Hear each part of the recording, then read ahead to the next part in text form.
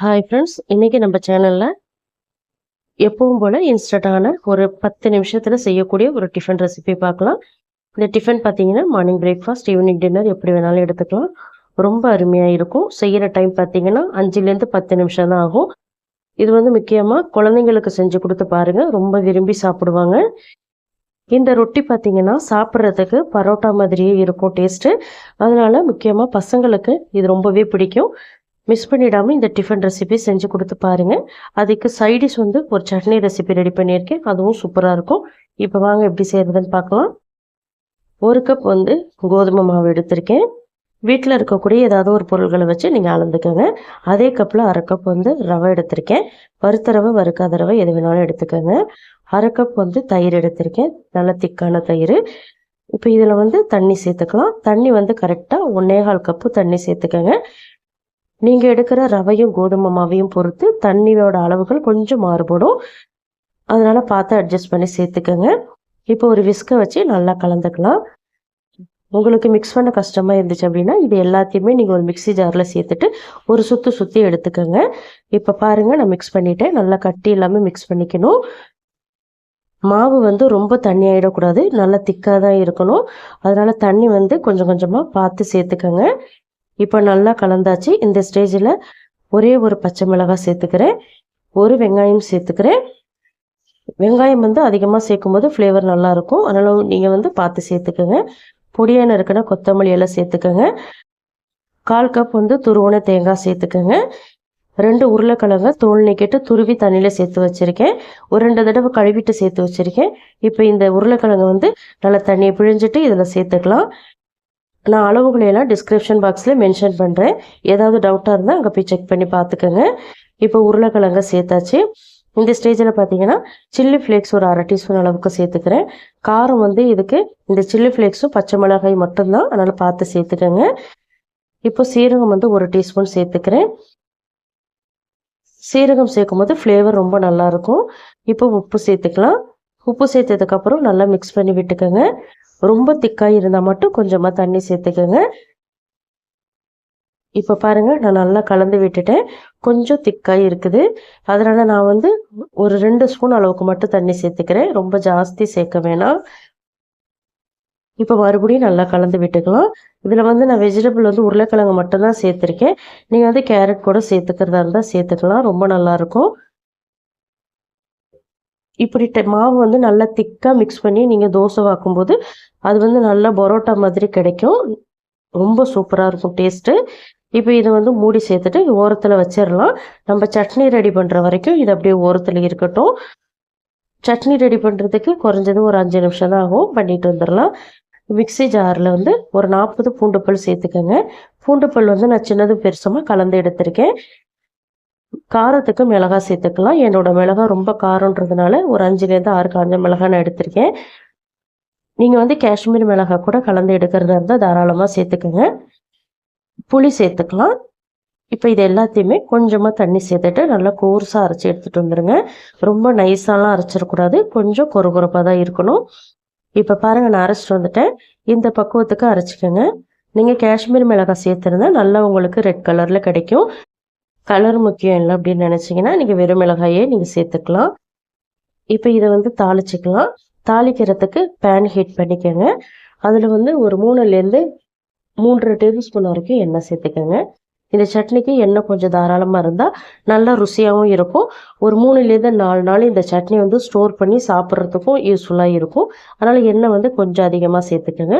இந்த சட்னி பார்த்தீங்கன்னா white rice, idli, dosa எல்லாத்துக்குமே சாப்பிட்லாம்.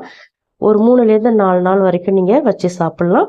இப்போ 1/2 டீஸ்பூன் கடுகு சேர்த்து கடுகு பொரிஞ்சதும் 2 பிஞ்ச் அளவுக்கு பெருங்காயத்தூள் சேர்த்துக்கோங்க. அதுக்கப்புறமா நம்ம அரைச்சி வச்சுருந்த சட்னியை சேர்த்துக்கோங்க. சட்னியை சேர்த்ததுக்கப்புறம் கொஞ்சமாக தண்ணி சேர்த்துட்டு இதை பச்சை வாசனை போக குக் பண்ணணுங்க.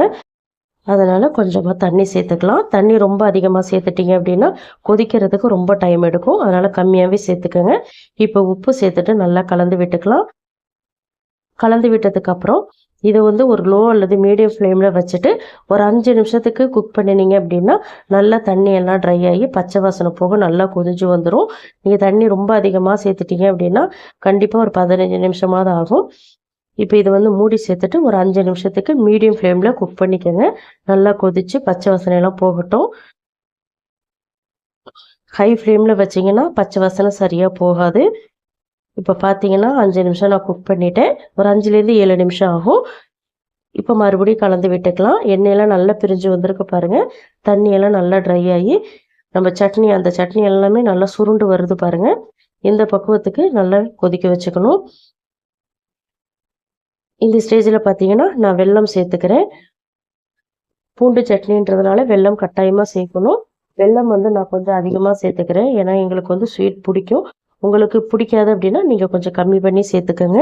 இப்போ கொஞ்சமாக கொத்தமல்லி இலை சேர்த்துட்டு இதை மறுபடியும் வந்து ஒரு நிமிஷத்துக்கு நல்லா கலந்து விடுங்க. வெல்லம்லாம் நல்லா கரைஞ்சி வரட்டும். இப்போ பார்த்தீங்கன்னா வெல்லம் நல்லா கரைஞ்சி இன்னும் நல்லா சட்னி சுருண்டு வந்திருக்கு பாருங்கள். இன்னும் கூட எண்ணெயெல்லாம் நல்லா பிரிஞ்சு தனித்தனியாக வருது பாருங்கள். இந்த பக்குவத்துக்கு நீங்கள் கொதிக்க வச்சுக்கணும். இது வந்து ஒயிட் ரைஸ்க்கு ரொம்ப நல்லாயிருக்கும். கட்டாயமாக ட்ரை பண்ணி பாருங்கள். இன்னும் நல்லெண்ணெய் கடலெண்ணெய்லாம் ஊற்றி சாப்பிட்டீங்க அப்படின்னா டேஸ்ட் அட்டகாசமாக இருக்கும். இப்போ சட்னி ரெடி ஆகிடுச்சு. இதை வந்து ஆற வச்சுட்டு ஒரு கண்டெய்னர் பாட்டிலில் நீங்கள் வந்து ஸ்டோர் பண்ணி வச்சிங்க அப்படின்னா ஒரு 4லேருந்து 5 நாள் கூட வச்சு சாப்பிட்லாம். இந்த சைடு பார்த்தீங்கன்னா நம்ம மூடி வச்சுருந்த மாவை மறுபடியும் ஓப்பன் பண்ணி கலந்து விட்டுக்கலாம். நான் மிக்ஸ் பண்ணி காட்டுறேன் பாருங்கள். இந்த திக்னஸில் தான் இருக்கணும். இதுக்கு மேலே தண்ணி சேர்த்துறாதீங்க. ரொம்ப தண்ணி ஆயிடுச்சு அப்படின்னா கொஞ்சமாக கோதுமை மாவு சேர்த்து நீங்கள் கலந்துக்கங்க. இப்போ நம்ம தோசை ஊற்றிக்கலாம். இந்த சைடு பார்த்தீங்கன்னா தோசைக்கல்லை ஹீட் பண்ணி வச்சுருக்கேன். நல்லா லோ ஃப்ளேமில் வச்சுட்டு மாவு சேர்த்துக்கோங்க. மாவு சேர்த்துட்டு கொஞ்சம் சின்ன ரவுண்டாக திரட்டி விட்டுக்கோங்க. அதே போல் ரொம்ப மெலிசாக திரட்ட வேணாம். நம்ம பரோட்டாலாம் இருக்கும் பாருங்கள், அந்த சைஸுக்கு நீங்கள் திரட்டி விட்டுக்கோங்க. திரட்டி விட்டதுக்கப்புறம் மீடியம் ஃப்ளேமில் இதை நல்லா பொறுமையாக குக் பண்ணுங்கள். மூடி சேர்த்தும் குக் பண்ணலாம், மூடி சேர்க்காமலும் குக் பண்ணலாம். இப்போ ஓரளவுக்கு குக் ஆகிடுச்சு. எண்ணெய் சேர்த்துக்கலாம். எண்ணெய் சேர்க்கறதா இருந்தாலும் சேர்த்துக்கோங்க. அப்படி இல்லைனா பட்டர் கீ எது வேணாலும் சேர்த்துக்கோங்க. பட்டர் சேர்த்து கொடுத்தீங்கன்னா இன்னும் நல்லா ருசியாக மணமாக இருக்கும். இப்போ திருப்பி விட்டுக்கலாம். திருப்பி விட்டுட்டு இந்த சைடு மறுபடியும் குக் பண்ணிக்கலாம். ஒரு தோசை வேகிறதுக்கு குறைஞ்சது ஒரு 4 நிமிஷமாக தான் ஆகுங்க. பொறுமையாக குக் பண்ணணும், இல்லைன்னா உள்ளாரெல்லாம் மாவாக இருக்கும். இப்போது இன்னொரு சைடும் நல்லா வெந்துருச்சு. திருப்பி விட்டுக்கலாம்.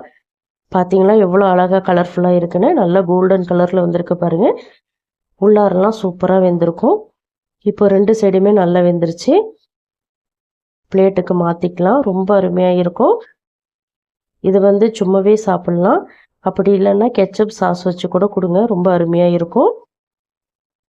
இப்போ இந்த ரொட்டியை நான் பிளேட்டுக்கு மாற்றிக்கிறேன். நான்வெஜ் கிரேவிஸ் கூட நீங்கள் இதுக்கு ட்ரை பண்ணலாம். இந்த டிஃபன் ரெசிபியை கட்டாயமாக உங்கள் வீட்டில் ட்ரை பண்ணி பாருங்கள். ட்ரை பண்ணி பார்த்துட்டு உங்கள் ஃபீட்பேக்கை மறக்காமல் எனக்கு கமெண்ட்டில் சொல்லுங்கள். இதுபோல் கோதுமை மாவு ரவையை வச்சு நிறைய ரெசிபிஸ் நம்ம சேனலில் நான் அப்லோட் பண்ணியிருக்கேன். ஃப்ரீ டைமில் போய்ட்டு செக் பண்ணி பாருங்கள். உங்களுக்கு ரொம்பவே யூஸ்ஃபுல்லாக இருக்கும். இந்த ரெசிபி கட்டாயமாக உங்களுக்கு பிடிச்சிருக்கும் நம்புகிறேன். பிடிச்சிருந்தால் லைக் பண்ணுங்கள். உங்கள் ஃப்ரெண்ட்ஸ் அண்ட் ஃபேமிலி மெம்பர்ஸ் எல்லாருக்குமே நிறைய ஷேர் பண்ணிவிடுங்க. இது போல் இன்ட்ரெஸ்டிங்கான ரெசிபிஸ் தெரிஞ்சுக்கணும்னு நினச்சிங்கன்னா மறக்காமல் அனிதா டேஸ்டிக்காரர் தமிழ் சேனலை சப்ஸ்கிரைப் பண்ணி ஃபாலோ பண்ணிக்கோங்க. தேங்க்ஸ் ஃபார் வாட்சிங் ஃப்ரெண்ட்ஸ். நாளைக்கு இன்னொரு இன்ட்ரெஸ்டிங்கான ரெசிபிஸோடு சந்திக்கிறேன். பாய்.